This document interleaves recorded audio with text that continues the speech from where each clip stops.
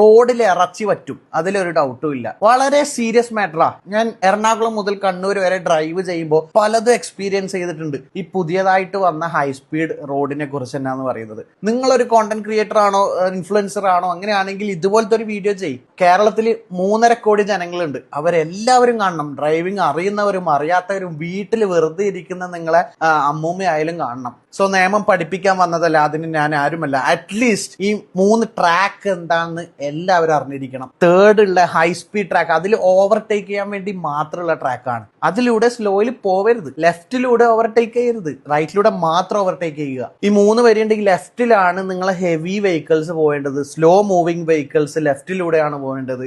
നടുവിലെ നിങ്ങൾ ക്രൂസ് ചെയ്യുക. നിങ്ങൾ പൊക്കോണ്ടിരിക്കുന്ന സമയത്ത് ഓവർടേക്ക് ചെയ്യണമെങ്കിൽ റൈറ്റ് സൈഡിലെ ട്രാക്ക് യൂസ് ചെയ്യുക. ഓവർടേക്ക് ചെയ്തതിന് ശേഷം back to normal, back to the center ട്രാക്കിലേക്ക് വരിക. റൈറ്റ് സൈഡിലെ പാട്ടും വെച്ച് സംസാരിച്ച് പോകാനുള്ള റോഡല്ല, അതിലൂടെ സ്ലോലി പോകരുത്. അതേപോലെ റോഡ് ക്രോസ് ചെയ്യാൻ ഒരു ഓപ്ഷനും ഇല്ല ഇവിടെ. ആൾക്കാർക്ക് ക്രോസ് ചെയ്യാൻ പാടില്ല. അത് നിങ്ങളെ വീട്ടിലുള്ളവർക്ക് പറഞ്ഞു കൊടുക്കുക. നിങ്ങൾ വയസ്സിൽ മൂത്തവരുണ്ടാവും, ഡ്രൈവിംഗ് അറിയാത്തവരുണ്ടാവും, പുതിയതായിട്ട് ഈ റോഡ് കാണുന്നവരുണ്ടാവും. കേരള 100% ലിറ്ററസി റേറ്റ് ഒക്കെ തന്നെയാണ്, എന്നാൽ ഈ കാര്യത്തിൽ വട്ടപ്പൂജയാണ്. കാരണം ഞാൻ നിങ്ങളെ പറയുന്നതല്ല, ഇത് ഓൾറെഡി ഒരുപാട് സംഭവിച്ചു കഴിഞ്ഞു. വലിയൊരു അപകടം ഒഴിവാക്കാൻ നമ്മളെല്ലാവരും ഒത്തുചേർന്നിരിക്കേണ്ടിയിരിക്കുന്നു. ആരൊക്കെ ഇൻസ്റ്റയിലും യൂട്യൂബിലും ഫേസ്ബുക്കിലും എവിടെയൊക്കെ വീഡിയോ ചെയ്യുന്നുണ്ട്, ഇതിനെ കുറിച്ചൊരു വീഡിയോ ചെയ്യുക. ചെയ്യാൻ പറ്റുന്നില്ലെങ്കിൽ ഈ വീഡിയോ എടുത്ത് നിങ്ങൾ റീപോസ്റ്റ് ചെയ്യുക.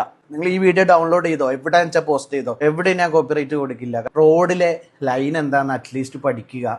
അല്ലാതെ ഈ ട്രാക്കിൽ ഇറങ്ങാൻ എനിക്കടക്കം നല്ല പേടിയാ. എന്തൊക്കെയാണ് സംഭവിക്കുന്നതെന്ന് കണ്ടറിയാനുണ്ട്. പിന്നെ ബൈക്ക് ഏറ്റവും കൂടുതൽ ഇതിന്റെ അകത്ത് ബൈക്ക് ഇപ്പോഴേ കയറാൻ തുടങ്ങി. സോ ഇവിടെ ബൈക്ക് റെസ്ട്രിക്ട് ചെയ്തത് നിങ്ങൾക്ക് സ്പീഡ് എടുക്കാൻ പറ്റാത്തത് കൊണ്ടല്ല. വൺസ് നിങ്ങൾ റോഡിലേക്ക് വീണ് കഴിഞ്ഞാൽ ഒരാളും നിങ്ങളെ സഹായിക്കില്ല. നിങ്ങളെ മുകളിലെ കയറി ഇറങ്ങും വണ്ടി. കാരണം ബ്രേക്കിംഗ് ഡിസ്റ്റൻസ് എന്ന് പറഞ്ഞാൽ 1-2 സെക്കൻഡ് കൊണ്ട് ഈ 100 വരുന്ന വണ്ടി സ്റ്റോപ്പ് ആവില്ല. നിങ്ങളെ മുകളിലെ കയറി ഇറങ്ങും 100% ഉറപ്പാ. സോ ബൈക്ക് ആവുമ്പോൾ നിങ്ങൾ വൺസ് വീണ് കഴിഞ്ഞാൽ റോഡിന്റെ നടുക്ക് നിങ്ങൾ കിടക്കും. കാറാണ് ആണെങ്കിൽ അറ്റ്ലീസ്റ്റ് നിങ്ങൾ അതിന്റെ അകത്തെങ്കിലും ഉണ്ടാവും. റിസ്കി ആണ് ബൈക്ക്. ഇനിയിപ്പം ബൈക്ക് കയറ്റിയിട്ട് ഒരു ആക്സിഡന്റ് സംഭവിച്ചതിന് നിങ്ങൾക്കോ ബൈക്കിന് ഒന്നിനും ഇൻഷുർ കിട്ടൂല. കാരണം നിങ്ങൾ ഇല്ലീഗലി ആണ് അവിടെ ബൈക്ക് ഓടിച്ചത്.